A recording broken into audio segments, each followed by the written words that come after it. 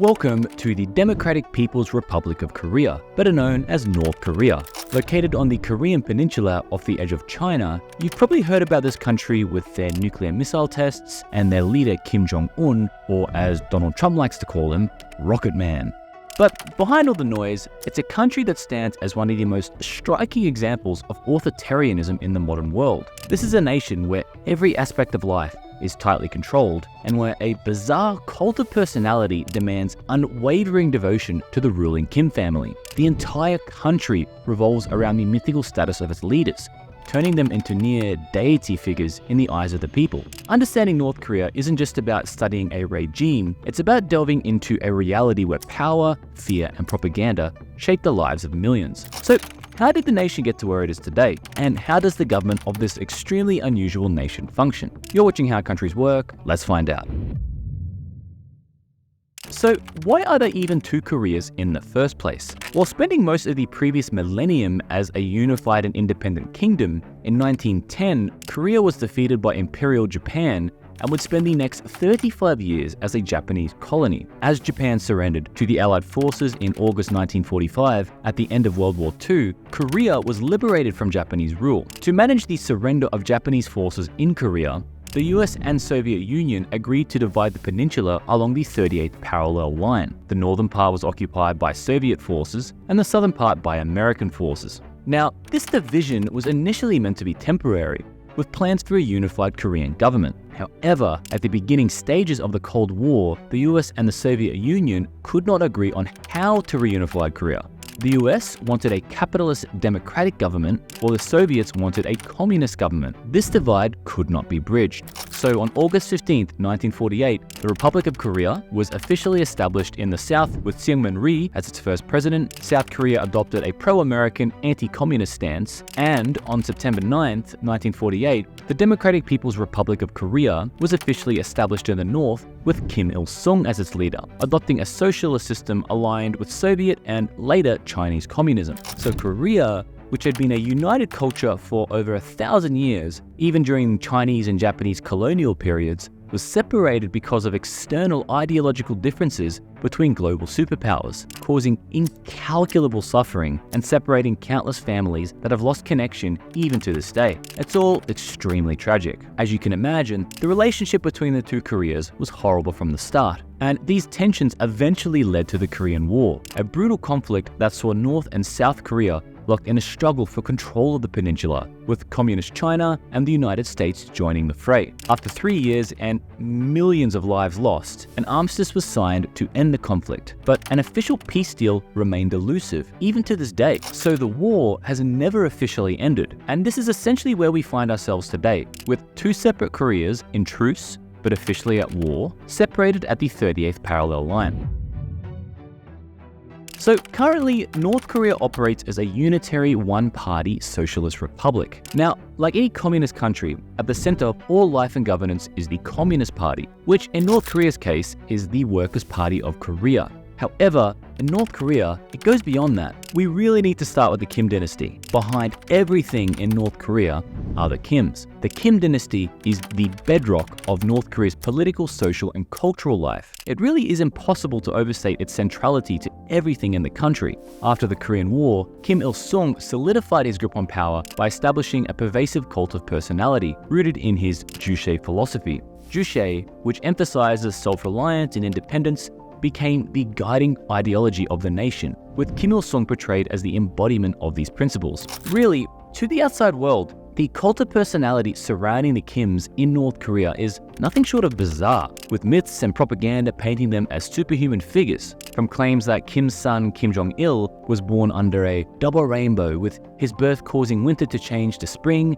and a new star to appear in the sky, to the belief that they can control the weather and they don't even need to defecate. I mean, yeah, you get the point. These stories are ingrained into everyday life, making the Kim family not just rulers, but omnipresent, godlike figures in the eyes of the North Korean people. This personality cult not only ensured absolute loyalty to Kim Il-sung, but also laid the foundation for the continued veneration of the Kim dynasty, making the family's rule inseparable from the very identity of North Korea itself. Although North Korea does not officially have a hereditary system of governance, the transfer of power within the Kim family effectively makes it one. first from Kim's son Kim Jong-il to now his grandson Kim Jong-un. Every aspect of the state, from its military to its economy and even its education system, is designed to reinforce loyalty to the Kim dynasty.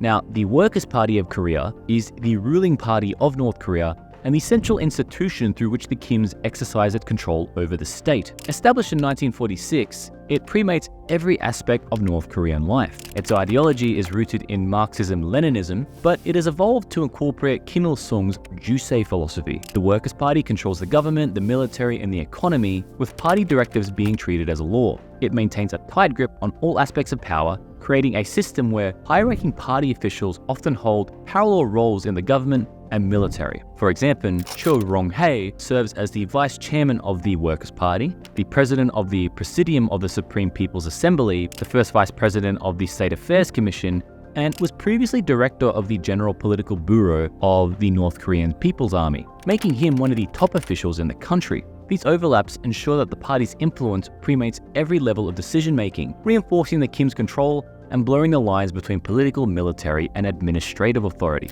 Now, in regards to how the government is structured, on the executive side, current head Kim Jong-un serves as the supreme leader of North Korea. He is also the chairman of the Workers' Party of Korea, the chairman of the State Affairs Commission, and the supreme commander of the armed forces. It's through all these positions he wields complete, unchecked power as the head of state. The premier, currently Kim Tok-hun, serves as the country's head of government, managing the cabinet to oversee the day-to-day of administration and policy execution. But in North Korea, the cabinet is subordinate to the State Affairs Commission. The State Affairs Commission of the Democratic People's Republic of Korea is constitutionally the supreme political authority and the center of policy creation of North Korea. The chairman of the State Affairs Commission serves as the highest authority in the land, and this is of course the supreme leader, Kim Jong-un. For the legislator, the Supreme People's Assembly, or the SPA, is North Korea's highest legislative authority, comprising of 687 deputies elected for 5-year terms.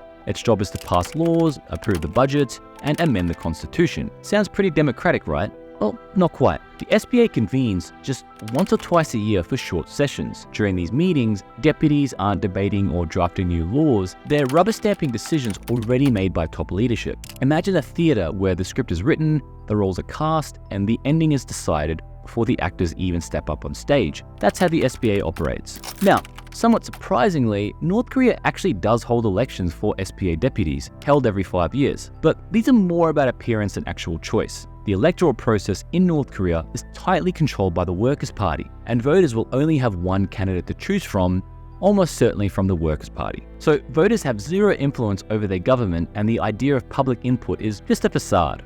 The Presidium is the permanent body of the SPA and acts as the top state organ when the SPA is not in session, which is most of the time. It handles many state functions such as appointing or removing government officials, ratifying treaties, and overseeing the enforcement of laws. This makes the Presidium an enormously powerful body, and its head, Chung Ro-hae, one of the most powerful men in the country. And finally, with the judiciary, North Korea's judicial system is deeply entwined with the state and the ruling Workers' Party of Korea, lacking the independence seen in other legal systems. The country's highest court is the Central Court, followed by provincial, city, and county courts. Judges are appointed by the Supreme People's Assembly, ensuring their loyalty to the regime. The judiciary's role is primarily to enforce state policies and maintain social order, often prioritizing the interest of the party over impartial justice. Trials, especially for political cases, are typically swift and lack transparency, reflecting the authoritarian control over the legal system. Dissent is swiftly and brutally punished, with entire families sometimes disappearing into the notorious labor camps for perceived disloyalty. In essence, North Korea's courts serve as instruments of the state with little regard for individual rights or due process.